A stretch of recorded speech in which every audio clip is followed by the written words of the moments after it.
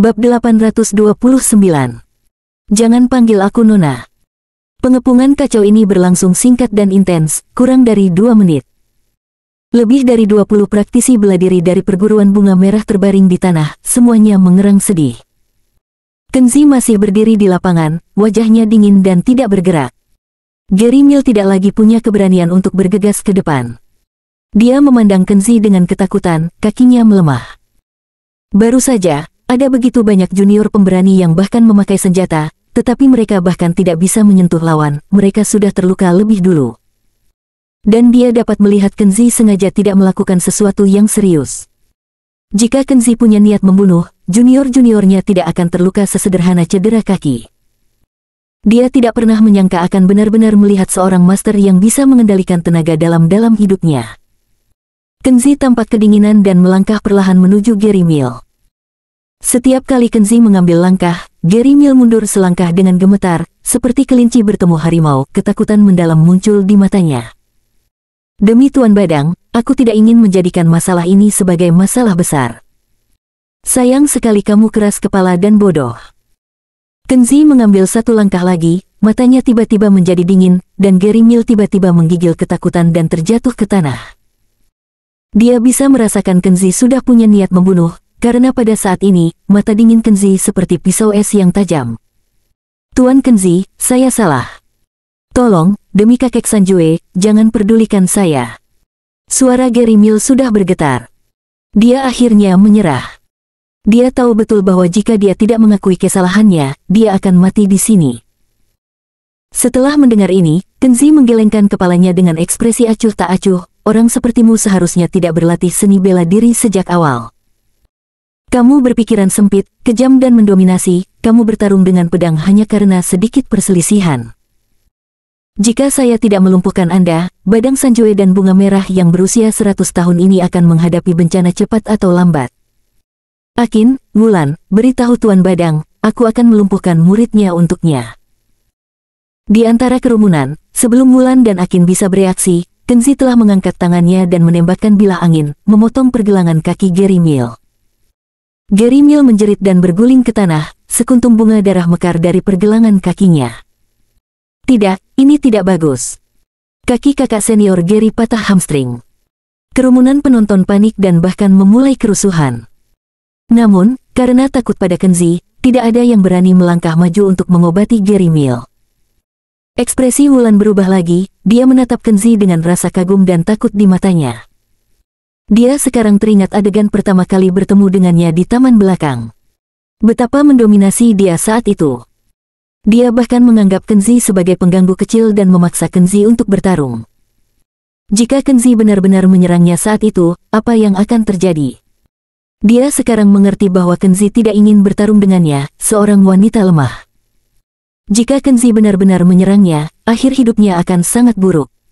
Mengingat hal ini, Wulan merasa sangat ketakutan. Setelah melumpuhkan Gary Mill, Kenzi tidak ingin tinggal lebih lama lagi dan meninggalkan kompleks perguruan bunga merah. Di bawah matahari terbenam, Kenzi berjalan sendirian di jalan pegunungan, mengingat Wulan, Akin, dan banyak orang menatap dirinya dengan ketakutan di mata mereka. Mau tak mau Kenzi merasa tidak nyaman, menggelengkan kepalanya dan menghela nafas.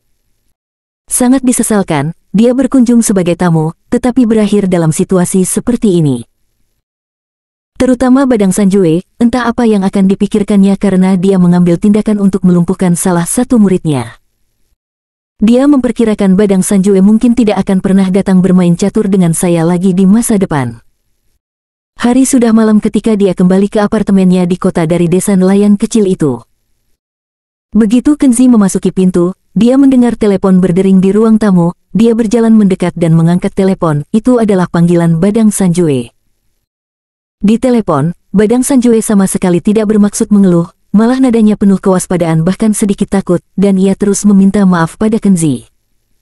Kenzi mendengarkan telepon dan tidak tahu harus berkata apa kecuali senyum masam. Dia tahu bahwa hubungan antara Badang Sanjue dan dia tidak bisa lagi kembali seperti semula.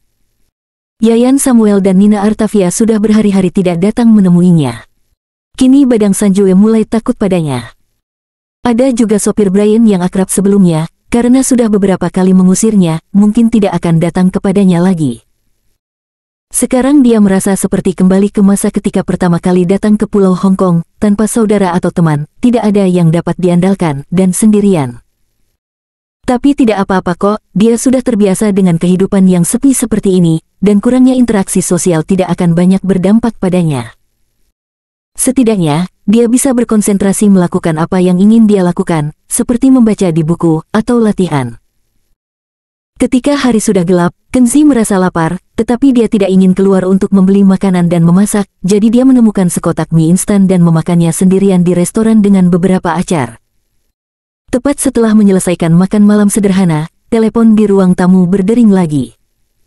Kenzi melihat telepon di sana dan bertanya-tanya siapa lagi yang mungkin menelepon. Mungkin hantu air yang membawa berita tentang Jaden Blue. Dia berjalan cepat dan mengangkat telepon. Di ujung lain telepon, suara wanita terdengar bersemangat. "Hei, Kenan, kamu akhirnya menjawab panggilanku. Saya Sheila, orang yang mengundang Anda untuk makan malam di restoran Red Lantern seminggu yang lalu." Kenzi kecewa, tapi nadanya sangat tenang. "Saya tahu itu Anda, Nona Sheila." Ada apa?" Di ujung telepon yang lain, dia tidak mengatakan apapun secara langsung, tetapi berkata dengan nada mengeluh, "Tuan Kenzi, bisakah Anda tidak terlalu blak-blakan? Bisakah Anda berhenti memanggil saya Nona Sheila dan panggil saja saya Sheila? Selain itu, saya telah menelepon Anda berkali-kali sepanjang hari, tetapi bagaimana dengan Anda? Anda tidak menjawab panggilan tersebut, sehingga membuat saya bertanya-tanya apakah nomor telepon rumah yang Anda tinggalkan untuk saya terakhir kali adalah nomor kontak palsu, atau mungkin nomor ponsel saya mengganggu. Anda tidak mau berteman denganku, jadi kamu sengaja tidak menjawab." Tidak, Nona Sheila, aku kebetulan keluar seharian, bukannya aku tidak mau memperlakukanmu sebagai teman. Kenzi menyela kata-katanya, hatinya merasa sedikit tidak berdaya.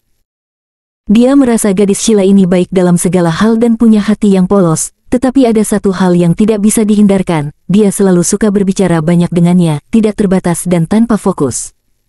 Ini adalah kedua kalinya hal ini terjadi. "Haha, benarkah? Kamu benar-benar keluar seharian, dan bukan karena kamu tidak menganggapku teman." Nada bicara Sheila di ujung telepon menjadi ceria. "Tentu saja benar, Nona Sheila, saya tidak akan berbohong kepada Anda." Kenzi takut dia akan bergosip dalam waktu lama, jadi dia berkata dengan sabar. "Haha, baiklah, karena kita berteman, maka sekarang, panggil saja aku dengan namaku, dan jangan panggil aku Nona Sheila lagi, oke?" Baiklah. Sheila, ada apa?" Kenzi memegang dahinya dengan satu tangan, merasa tidak berdaya. "Haha, Kak Kenan, ini lebih bagus." Di ujung lain telepon, Sheila jelas lebih bahagia. "Saya meneleponmu hari ini untuk mengundangmu menemaniku ke pesta malam ini." "Ya, kamu bergerak cepat, kamu hampir terlambat." Saat Kenzi hendak mencari alasan, Sheila melanjutkan. "Kamu berjanji untuk menemaniku ke acara pesta ketika kita makan malam terakhir kali, jadi kamu harus bergerak cepat, jangan terlambat." Kenzi hendak mengelak, tetapi setelah mendengar kata-kata ini, dia menutup mulutnya lagi. Bab 830. Pemilik Porsche. Setelah menutup telepon, Kenzi terdiam untuk waktu yang lama. Awalnya, dia hanya ingin berlatih di apartemen malam ini dan kemudian istirahat lebih awal, tetapi Sheila mengundangnya dan dia tidak bisa menolak, jadi dia harus pergi dan menemani Sheila untuk berpartisipasi dalam acara tersebut. Melihat jam dinding, sudah jam 6:30, dan pasti sudah terlambat untuk naik bus. Kenzi berjalan kembali ke kamar tidur dan mengambil kunci mobil sewaan yang sering tertinggal di atas meja. Bryan Adams sudah menjadi bos besar restoran Red Lantern. Tentu saja, dia tidak punya waktu lagi untuk mengemudikan taksi, jadi dia tidak ingin Kenzi jalan kaki, jadi dia berinisiatif untuk meninggalkan kunci mobilnya. Jika Kenzi perlu keluar untuk melakukan sesuatu, maka dia bisa mengemudikan mobilnya. Setelah keluar dari lift, Kenzi menemukan taksi reguler di tempat parkir belakang gedung apartemen. Kenzi meluangkan waktu untuk beradaptasi dengan kebiasaan mengemudi di Pulau Hong Kong. Sekitar pukul 8 kurang beberapa menit, Kenzi mengemudikan taksi dan tiba di klub pribadi tepat waktu. Klub pribadi ini merupakan halaman villa yang sangat megah tanpa tanda-tanda bisnis, dikelilingi oleh ruang hijau perkotaan yang sangat langka, seperti dikelilingi oleh taman kota, anggun dan sederhana, namun sangat mewah. Di depan gerbang halaman sudah terdapat beberapa mobil mewah seperti Lamborghini dan Ferrari. Di bawah sapaan dua pengawal berjas, mereka melaju ke area parkir di sisi kiri dan kanan gerbang halaman.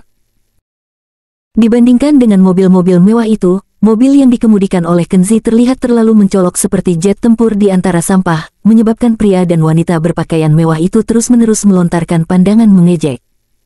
"Tuan, Anda adalah..." Seorang pengawal datang ke jendela mobil Kenzi dengan mata bingung.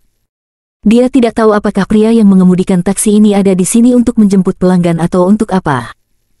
"Halo, saya di sini untuk menghadiri pesta. Nona Sheila yang mengundang saya." Kenzi menjelaskan kepada pengawal segera. "Nona Sheila." Pengawal itu tertegun sejenak, seolah bertanya-tanya bagaimana seorang sosialita seperti Nona Sheila bisa mengundang seorang sopir taksi untuk menghadiri acara tersebut. Kenzi awalnya mengira pengawal itu akan menginterogasinya, namun di luar dugaan, pengawal itu tidak menginterogasinya, malah sopan dan menyambut Kenzi. "Selamat datang, Tuan, silakan mengemudikan kendaraan ke tempat parkir di sebelah kiri, ikuti tanda tempat parkir, dan parkir dengan tertib." "Oke." Kenzi menghela napas lega, dan bekerja sama dengan instruksi pengawal untuk memarkir taksi. Tempat parkir kecil hampir penuh dengan mobil mewah. Kenzi akhirnya menemukan tempat parkir di celah. Begitu dia memarkir mobilnya dan keluar, sebuah Porsche convertible melaju dari belakang dan membunyikan klakson ke arahnya. "Hei, bajingan, apa kamu bodoh? Ini bukan tempat pemberhentian taksi. Apa yang kamu lakukan dengan memarkir taksi di sini? Segera mundurkan mobilnya dan berikan aku tempat parkirnya." Pria yang mengemudikan mobil Porsche convertible itu membunyikan klakson dengan liar, arogan dan mendominasi. Kenzi mengenalinya hanya dengan sekali pandang. Secara kebetulan, orang ini adalah musuh yang pernah dia temui, putra dari sebuah keluarga besar di Pulau Hong Kong. Gendarto, sang tuan muda. Meskipun Kenzi mengenali Gendarto tidak mengenali Kenzi. Karena pertama kali keduanya bertemu adalah saat Kenzi menjual jimat tersebut kepada Sheila. Saat itu Kenzi mengenakan kacamata hitam besar dan topeng hitam. Meski Gendarto ditendang oleh Kenzi, ia tidak pernah melihat wajah Kenzi. Perselisihan kedua berada di rumah Gendarto sendiri. Saat itu, lengan Gendarto ditendang oleh Kenzi dan terluka. Kenzi diseret ke rumahnya oleh Badang Sanjue secara tidak sengaja, namun selama proses berlangsung, Gendarto tetap berada di ranjang, tidak sadarkan diri dan tidak melihat wajah Kenzi. Jadi Gendarto tidak mengetahui bahwa tukang taksi rendahan yang menempati tempat parkir di depannya adalah penjual jimat yang menendang dan melukai lengannya, menyebabkan dia terbaring selama lebih dari 10 hari sebelum dia bisa pulih. Kenzi memandang Gendarto dan memperkirakan lengan orang ini telah sembuh dan mulai sombong lagi. Kenzi tidak repot-repot memperhatikannya dan perlahan mengunci pintu mobil. "Hei, apakah kamu tuli?" Gendarto melihat Kenzi mengabaikannya dan malah mengunci pintu mobil. Dia sepertinya ingin menempati tempat parkir dan tidak mau menyerahkannya, jadi dia membunyikan klakson lagi, ekspresinya penuh penghinaan. "Apa yang kamu lakukan? Kamu bajingan yang mengendarai taksi. Bisakah kamu parkir di tempat seperti ini? Segera bawa taksi itu pergi, atau hati-hati aku akan menyuruh seseorang membongkar mobil lusuhmu itu."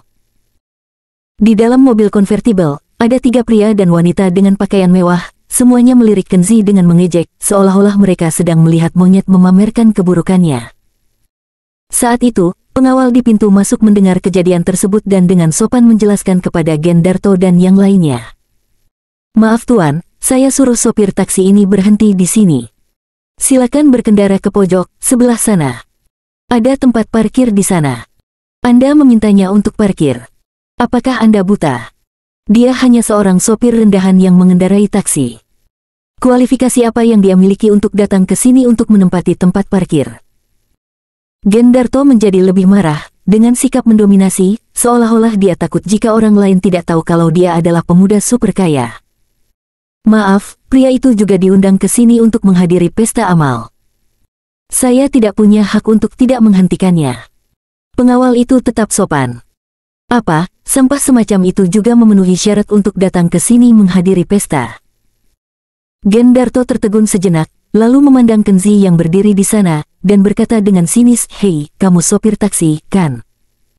Bagaimana bisa orang sepertimu menjadi VIP yang diundang?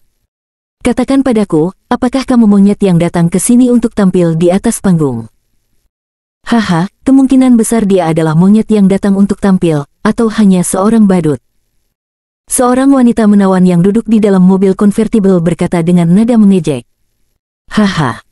Dua pria dan wanita lainnya juga tertawa jahat. Hei, lihat, sepertinya itu Sheila. Kali ini, pria di kursi penumpang menepuk bahu Gendarto dan menunjuk ke pintu kompleks villa. Haha, itu benar-benar dia. Mata Gendarto berbinar ketika melihat dengan jelas. Sheila mengenakan gaun malam yang indah, seperti seorang putri. Dia keluar dari halaman villa dan sepertinya sedang mencari seseorang. Dia berjalan ke tempat parkir mobil. Sheila, Gendarto tidak peduli lagi untuk memarkir mobilnya, dan segera keluar dari mobil, mengambil sebuket bunga besar yang diberikan oleh temannya, berlari ke depan, dan menghadiahkan bunga itu. Sheila, aku tahu kamu tidak punya teman laki-laki, jadi aku datang ke sini khusus untuk menemanimu ke pesta. Ini adalah mawar emas yang diterbangkan khusus dari Belanda. Aku harap kamu menyukainya. Ketiga pria itu dan wanita di sebelah mereka bertepuk tangan. Wow, mawar emas yang sangat berharga. Emas yang mekar, hati yang mekar, Sheila, kamu sangat beruntung. Sheila sudah melihat Kenzi berdiri tidak jauh dari sana. Dia sedikit malu, dan kemudian berkata dengan tidak senang. Gendarto, aku sudah berkali-kali memberitahumu untuk tidak mengirim bunga lagi. Aku tidak menyukainya. Juga, aku sudah punya teman pria, tolong jangan ganggu aku. Dia sengaja menaikkan nada suaranya, seolah-olah dia sedang berbicara dengan Kenzi. Setelah dia selesai berbicara, dia berlari dengan senyum cerah, memeluk Kenzi dengan penuh kasih sayang, dan berkata sambil berjalan. Kak Kenan, kamu sangat tepat waktu. Ini jam 8, bahkan tidak terlambat 1 menit. Saya kira kamu pasti akan terlambat. Gendarto tercengang. Melihat Sheila dan lelaki rendahan yang mengemudikan taksi sedekat itu, Gendarto seolah baru saja ditampar. Mawar emas di tangannya jatuh ke tanah, seperti hati yang terluka. Tiga pria dan wanita lainnya juga menatap kosong, seperti beberapa monyet konyol.